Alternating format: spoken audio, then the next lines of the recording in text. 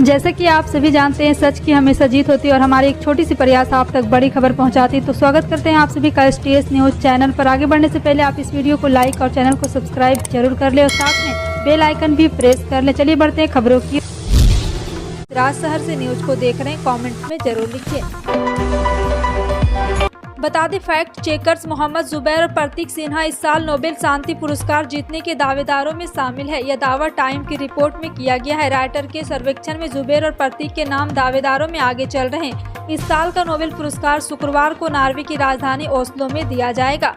मोहम्मद जुबैर और प्रतीक Sinha alt news नामक एक वेबसाइट चलाते हैं जो कि सोशल मीडिया पर फैलाई जाने वाली कथित फेक न्यूज का फैक्ट चेक करती है। टाइम मैगजीन के अनुसार fact check website Alt News के को-फाउंडर प्रतीक और जुबैर नॉमिनेशन के आधार पर पुरस्कार जीतने के दावेदार में है, जिन्हें नॉर्वेजियन सांसदों के जरिए से पब्लिक किया गया है। जुबैर की गिरफ्तारी का मामला पूरी दुनिया में छाया था, जिसका कई संस्थानों में विरोध भी किया था। हिमाचल प्रदेश के बिलासपुर में पीएम मोदी ने एम्स का उद्घाटन करने के साथ प्रदेश को 3600 करोड़ रुपए की अधिक की सौगात दी है। पीएम ने यहां एक जनसभा को संबोधित करते हुए राज्य और केंद्र सरकार के कामकाज को गिनाया। उन्होंने हिमाचल के विकास के लिए डबल इंजन की सरकार को क्रेडिट दिया है। पीएम ने हिमाचल में बिताए अपने पुराने दिनों को भी याद किया है और कहा है कि उन्होंने यहाँ की रोटी खाई है। मोदी के इस कार्यक्रम को चुनावी बिगुल के रूप में देखा जा रहा है। इस महीने के अंत तक हिमाचल चुनाव की तारीखों का ऐलान हो सकता है। एम्स और हाइड्रो इंजीनियरिंग कॉलेज के उद्घाटन के बाद पीएम मोदी ने कहा है कि बिलासपुर को एक साथ आज विकास का दोहरा तोहफा मिला है। 3 तलाक के बाद एक बार फिर तलाक से जुड़े मुद्दे कानून के दरवाजे पर पहुंचा है। खबर है कि सुप्रीम कोर्ट में तलाक के किनारे और तलाक के बायन समेत न्यायिक दायरे से बाहर एक तरफा तलाक के तरीकों को संवैधानिक घोषित करने के लिए याचिका दायर हुई है। याचिकाकर्ता का कहना है कि कई इस्लामिक राष्ट्रों में इन पर प्रतिबंध लगा दिया गया है, लेकिन भारत में ये जानकारी है। जी हां, आपको बता दें कि पति और ससुराल वालों की तरफ से शारीरिक और मानसिक यातना का शिकार हुई डॉक्टर सैयदा आमरीन की तरफ से शीर्ष न्यायालय में याचिका दायर हुई है। उन्होंने अपनी याचिका में इस बात पर जोर दिया है कि ऐसी प्रथाएं न केवल महिला की गरिमा के खिलाफ है, बल्कि संविधान के अनुच्छेद 14, 15, 21, 25 में दिए गए मूल अधिकारों का भी उल्लंघन करती है। बिहार के मुख्यमंत्री नीतीश कुमार के प्रधानमंत्री बनने की राह में एक और रोड़ा आ गया है। विपक्षी एकजुटता में नीतीश के साथ दे रहे केसीआर ने पीएम कैंडिडेट के रूप में ताल ठोक दी। हैदराबाद में टीआरएस की जगह नई राष्ट्रीय पार्टी भारत राष्ट्र समिति की लॉन्चिंग के दौरान देश के नेता केसीआर के नारे लगे। साथ ही पार्टी के पोस्टरों में तेलंगाना सीएम के चंद्रशेखर राव को देश का भावी पीएम बताया गया है। इससे 2024 में पीएम बनने का सपना देख रहे नीतीश कुमार की मुश्किलें बढ़ गई है। कुछ दिन पहले केसीआर और नीतीश कुमार की पटना में मुलाकात हुई थी। दोनों नेताओं में 2024 के लोकसभा चुनाव के मद्देनजर विपक्षी दलों को एकजुट करने पर सहमति बनाई। देश भर में विजयदशमी की तैयारियों के बीच एक बुरी खबर है। बुधवार को अरुणाचल प्रदेश में सेना का हेलीकॉप्टर क्रैश हो गया। खबर है कि हादसे में एक पायलट की मौत हो गई है। अधिकारियों ने जानकारी दी है कि हादसा उस वक्त हुआ जब हेलीकॉप्टर नियमित उड़ान भर रहा था। फिलहाल सेना की वजह से दुर्घटना का पता लगाया जा रहा है। भारतीय सेना के अधिकारियों ने जानकारी दी है कि हेलीकॉप्टर सुबह करीब 10 बजे नियमित उड़ान के दौरान दुर्घटनाग्रस्त हो गया था। इस घटना में दोनों ही पायलट बुरी तरह घायल हो गए थे। अधिकारियों ने बताया कि हादसे में पायलट कर्नल सौरभ यादव की इलाज के दौरान मौत हो गई। वहीं दल के अन्य सदस्यों का इलाज भी जारी है। यूक्रेन के 4 क्षेत्रों के रूस में विलय को मंजूरी देने वाले कानून पर राष्ट्रपति व्लादिमीर पुतिन ने हस्ताक्षर कर दिया। ये इलाके पूर्वी यूक्रेन के हैं जिन पर रूसी सेना ने हमला करके कब्जा कर लिया था। व्लादिमीर पुतिन के इस कदम से अमेरिका समेत पश्चिमी देश भड़क सकते हैं। रूस का यह फैसला अंतर्राष्ट्रीय नियमों के भी विपरीत है। इसी सप्ताह रूसी संसद के दोनों सदनों में यूक्रेन के दोनेत्स्क, लुहांस्क, खेर्सन और जापोरिजिया विलय वाले कानून को पारित कर दिया था। उत्तर प्रदेश कांग्रेस का नया प्रमुख मिल गया है। पार्टी ने वरिष्ठ चेहरे बृजलाल खबरी को राज की कमान सौंपी है। खास बात है कि 2022 विधानसभा चुनाव में बुरी तरह हार कर सामना करने के बाद कांग्रेस ने अजय कुमार लल्लू से इस्तीफा मांग लिया था। वहीं अगर नए अध्यक्ष का रिकॉर्ड देखो तो वह भी पिछले चुनाव में जमानत जब्त करा चुके हैं और मीडिया रिपोर्ट के अनुसार आंकड़े बताते हैं कि साल 2022 और 2017 विधानसभा चुनाव में खबरी बुरी तरह हार गए थे। बीते चुनाव में वह 97% उपचुनाव और उम्मीदवार भी शामिल थे, जिसकी जमानत भी जब्त हो गई थी। पंजाब के वित्त मंत्री एडवोकेट हरपाल सिंह चीमा ने बताया कि राज्य ने चालू वित्तीय साल के दौरान 10,604 करोड़ रुपए की जीएसटी के तौर पर वसूले हैं, जिससे राज्य की तरफ से जीएसटी लागू होने के बाद पहली बार 6 महीनों में 10,000 का आंकड़ा पार कर गया है। वित्त मंत्री एक बयान में जारी कर बताया कि राज्य में चालू वित्तीय साल के दौरान जीएसटी वसूली में 22.6% का विस्तार का दर्जा दिया गया है। उन्होंने कहा कि पिछले वित्तीय साल के पहले 6 महीनों के दौरान 8650 करोड़ रुपए की जीएसटी वसूली हुई थी।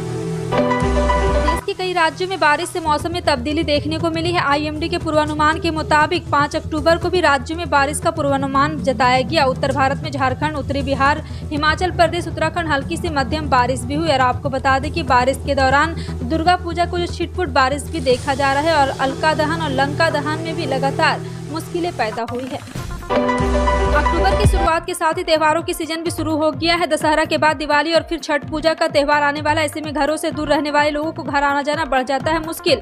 ऐसे में रेलवे द्वारा स्पेशल ट्रेनों का परिचालन किया जा रहा है। अब रेलवे ने इन ट्रेनों की तादाद में बढ़ोतरी की। यात्रियों की सहूलियत को देखते हुए पहले से घोषित स्पेशल ट्रेनों के अलावा रेलवे ने 20 जोड़ी यानी कि 40 स्पेशल ट्रेनों की लिस्ट भी जारी कर दी है। आपको बता दें कि इससे पहले रेलवे ने पटना, दानापुर, समस्तीपुर आदि स्टेशनों पर 6 जोड़ी यानी कि 12 पूजा ट्रेन चलाने की फैसला लिया है।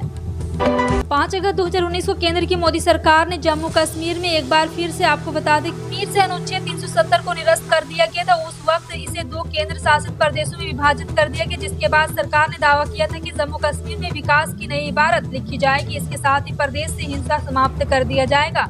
भारतीय जनता पार्टी ने इसे नया कश्मीर कहा था, जहां सब कुछ देश के बाकी हिस्सों के बराबर होगा। अब सवाल ये है कि पिछले 3 साल से केंद्र शासित राज्य के रूप से जम्मू कश्मीर पूर्ण राज्य बनेगा। जी हां, आपको बता दें कि यहां विधानसभा के चुनाव कब होंगे या चुनाव की संभावना कब तक बन रही। जी हां, आपको बता दें कि केंद्रीय गृह मंत्री अमित शाह 3 अक्टूबर को जम्मू कश्मीर के 3 दिन के दौरे पर पहुंचे हैं।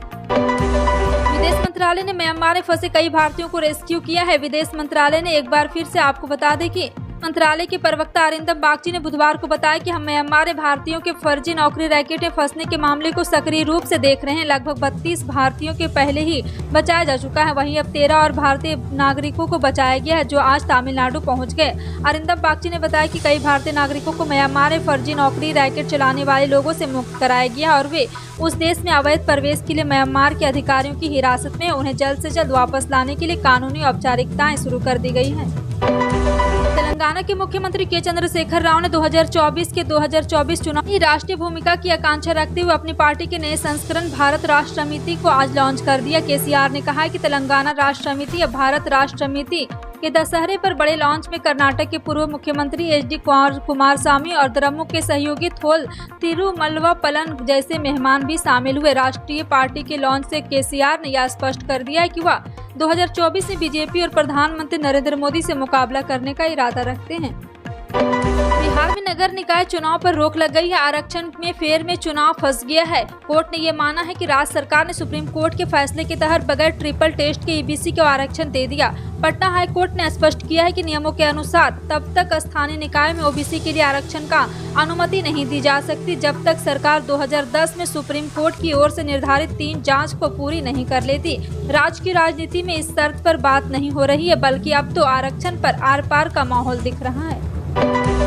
उत्तर प्रदेश के डिप्टी सीएम ब्रजेश पाठक का बलिया में 2 जगह कार्यक्रम था। पहले रसड़ा में ब्रजेश पाठक ने निजी अस्पताल का उद्घाटन किया, जहां कार्यक्रम के दौरान सुहेलदेव भारतीय समाज पार्टी के राष्ट्रीय अध्यक्ष ओम प्रकाश राजभर ने ब्रजेश पाठक के साथ मंच साझा किया। इस दौरान ब्रजेश पाठक हाथ पकड़कर ओम प्रकाश राजभर को मंच पर लाते हुए दिखे। इस बीच डिप्टी सीएम ब्रजेश पाठक से पूछा गया है कि क्या यह जोड़ी 2024 में साथ रहेगी। इस पर डिप्टी सीएम का जवाब था कि मेरे परमानेंट मित्र हैं। बीते कुछ सालों से कोरोना ने लोगों के जीवन पर बहुत सा प्रभाव डाला है। जी हां, आपको बता दें कि लेकिन जैसे जैसे कोरोना का प्रकोप कम होता गया, लोगों की फिर से जीवन पटरी पर लौट आई है। राष्ट्रीय राजधानी दिल्ली की बात करें तो कोरोना के मामले कम आ रहे थे, लेकिन कोरोना के नियमों की पालन जरूरी भी की जा रही थी, जैसे कि मास्क लगाना, सैनिटाइज से हाथ धोते रहना।